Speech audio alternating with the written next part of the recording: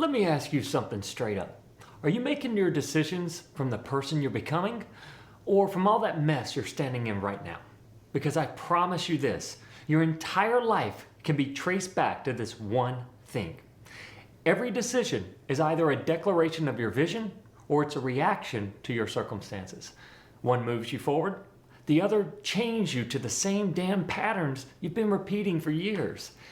If you keep deciding from the state you're in now, from your fear, from your doubt, from your bank account, from what feels safe, you'll keep recreating the exact same life you're living today. And here's the part most people don't want to hear. Circumstance-based decisions feel reasonable. They make you feel smart. They make you feel like you're being realistic. But you're not being realistic. You're being loyal to your limitations. And you get to keep all the limitations you fight for. Today, we're going to break that loyalty. We're going to talk about how to stop letting your current reality dictate your future and start deciding from the reality you want. The one that you have the potential to live on the other side of your limiting beliefs. So, if you're ready to stop waiting for your circumstances to line up just right and start making real change happen, let's go. Here's the sneaky thing about circumstances. They feel permanent when you're in them. Your low bank account feels like it will always be low. Your stress feels like it will always be there. That one toxic relationship feels like it's welded to your life. But none of that is permanent. Your circumstances are like the weather. They change. They're not the truth of who you are. They're the byproduct of past decisions, past thinking, and past patterns. When you make decisions from your circumstances, you're basically saying, this is who I am, and this is all I have to work with. You shrink your vision to fit the container of your current reality. You pick the safe moves, not because they're aligned, but because they won't rock the boat too much. But here's the truth. You can't change your life without rocking the boat. You can't create a life you've never lived with the same thinking that built the one you've got. Circumstance-based decision-making is just fear wearing a mask of logic. Let's make this real simple.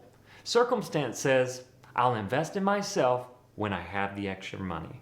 Vision says, I'm investing because I won't have extra money until I change.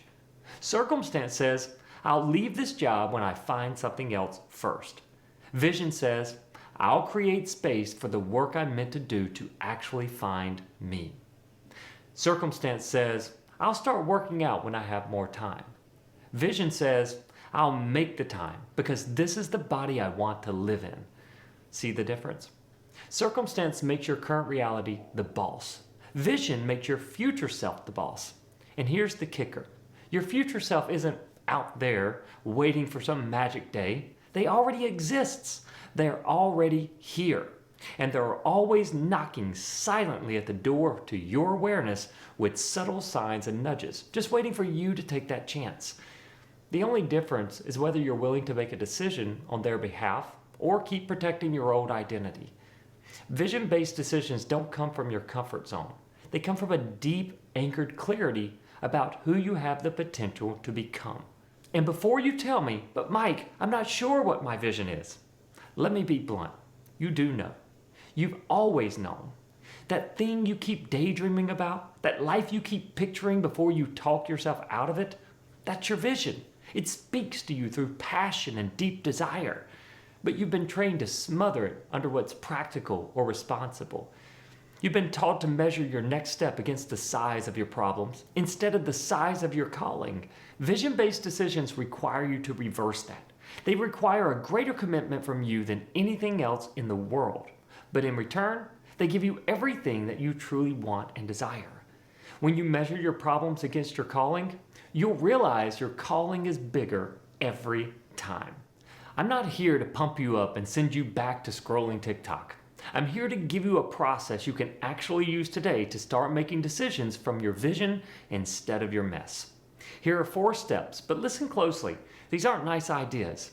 If you do them consistently, they will start rewiring how you think, how you act, and ultimately, how your life shows up. Step 1, Clarify who you're becoming.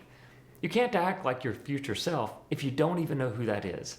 Vague visions create vague results. So write this down in detail. No fluff, no Instagram quote generalities. Beliefs.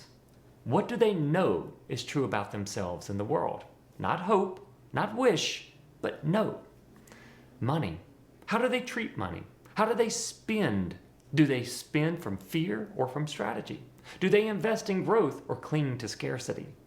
Stress. How do they respond when life throws a curveball? Do they spiral or do they breathe, assess, and act? Boundaries. What do they no longer tolerate? What gets a hard no every time because it doesn't serve them? Clarity is non-negotiable here. If you can't describe them clearly enough that a stranger could recognize them in a crowd, you're not done yet. Step 2, filter every choice through that identity. Here's where the rubber meets the road. When a decision comes up, big or small, ask, would my future self say yes to this? If the answer is no, it's a no. Even if it's tempting, even if it's easy, even if saying no makes people uncomfortable. And stop negotiating with your fear. Your fear will always have an argument for staying the same. It'll sound logical, reasonable, even smart, but it's just your old identity fighting for its life. Here's a truth you might not like. Your comfort zone doesn't get to vote on your future. If it's misaligned, it's out, period. Step 3, normalize the discomfort. Vision-based decisions will feel uncomfortable, not because you're doing something wrong, but because you're doing something new. Growth feels like losing your balance. It's that moment your foot steps into open air before it lands on solid ground. Here's the key. Stop mistaking discomfort for danger. Your nervous system will scream, retreat, when you step out of the familiar. That's just biology. You have to train your body to sit in that heat without running back to the old you. Because on the other side of that discomfort, expansion. So if it scares you because it stretches you, not because it violates your integrity, it's probably the exact decision you need to make. Step 4, surround yourself with people who live from vision. You can't outgrow an environment that keeps feeding your limitations. If everyone around you is playing small, making safe choices, and mocking big dreams, you will shrink to fit them, even if you swear you won't. You need to get in rooms where bold moves are normal, where risk is seen as growth, where possibility is the default setting. And if you don't have access to those people in person yet, curate your online space like your future depends on it, because it does. Follow people whose energy forces you to level up. Listen to voices that make your excuses feel embarrassing. Borrow their vision until it becomes your own. There was a time in my life when every decision I made was based on my mess. I'd look at my bank account, my stress level, my fear, and I'd pick the option that wouldn't rock the boat. And guess what happened? Nothing changed, ever. It wasn't until I started making decisions like the man I wanted to be, even when my reality didn't match it yet, that things began to move. I said yes before I had proof. I acted before I felt ready. I trusted the version of me I hadn't even met yet. And little by little, my life caught up to that vision. So here's my challenge to you. Pick one area of your life where you've been waiting for the right moment, waiting for the money, waiting for the confidence, waiting for the stars to line up. And ask yourself, what would the highest version of me do today? And then do it. Not when it's comfortable, not when it's safe, not when your friends and family understand it. Do it because your vision deserves it, because your future self is depending on you. And because if you don't, nothing changes. Your circumstances are not the boss of you. Your vision is, but only if you let it be. Stop waiting for permission. Stop asking your current reality if it's okay to grow. It's not supposed to feel okay. It's supposed to feel like evolution. You don't need to know every step. You just need to take the next one in faith. If you're ready to stop deciding from the mess you're standing in and start deciding from the life you were born to live, grab your free copy of Fight Back in the link below. It's not just a book. It's a blueprint for breaking free of the fear, the programming, and the patterns that keep you playing small.